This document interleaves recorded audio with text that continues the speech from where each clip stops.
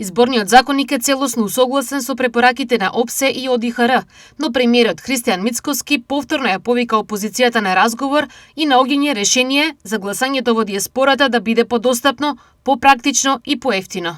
Да седнеме, да повторно разговараме во делот на гласање на диаспората, како да го подобриме тој процес, како да ја вклучиме повеќе диаспората. Еве, во ред тие одлучиле дека и покрај тоа што десетици земји во светот аплицираат електронско гласање, го имам јас и естонскиот модел комплетно разработен.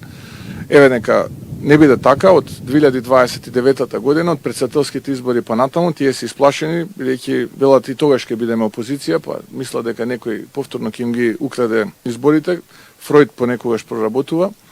Тие мислат дека како тие што се однесувале, така сите се однесуваат, но еве ние сме подготвени повторно да седнеме, повторно да разговараме.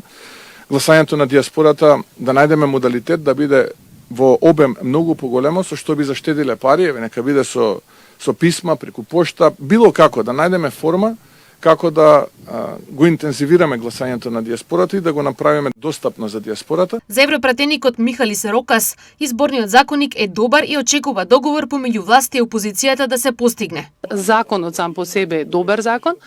ОДИХР и Европската комисија дадоа позитивна проценка и оценка, но она што преостана во моментов се модалитетите. Јас разбирам дека има несогласување кога станува збор за овие модалитети, но чувствувам дека има добра волја тоа да се надмине. И комисијата во парламентот за изборниот закон веќе работи и се надевам дека партиите на толку важна работа ќе бидат во можност да седнат и да постигнат консензус. Во однос на другите опозицијски барања, Мицкоски бланко ги прифаќа сите нивни предлози. А што се однесува до сите други барања нивни, јас кажав дека ние како најголема политичка партија ги прифаќаме еве без да дискутираме. Во делот на гласањето, дали за окружувањето ќе биде само на бројката или на името, како ќе се они согласат, ние тоа ќе го прифатиме. Во делот на жалбите после завршување на изборот, исто така сме подготвени, како тие ќе се согласат, тоа ќе го прифатиме.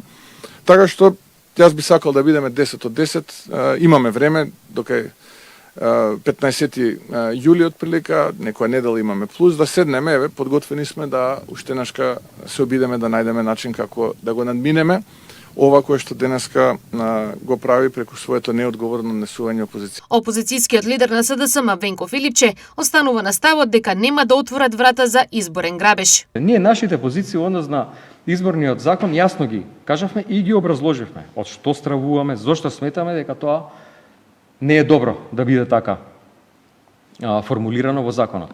Зошто да има различно гласање за диаспората и за луѓето кои што живеат во диаспора, од луѓето кои што тука живеат. Зошто ние тука гласачите да оставаме фингерпринт и така натаму, а некој да гласа електронски или да гласа со писма?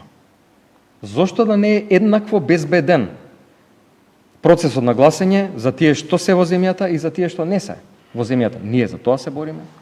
Тоа е нашиот став. Секогаш ќе бидеме конструктивни што се однесува на тие закони, но не по цена да отвориме врата за изборен грабеж. Изгласувањето на измените во изборниот законник е една од реформските агенди која треба да биде завршена за неколку дена и таа е важен момент тие да бидат во предвидениот рок за септемврискиот извештај на Европската комисија за напредокот на државата.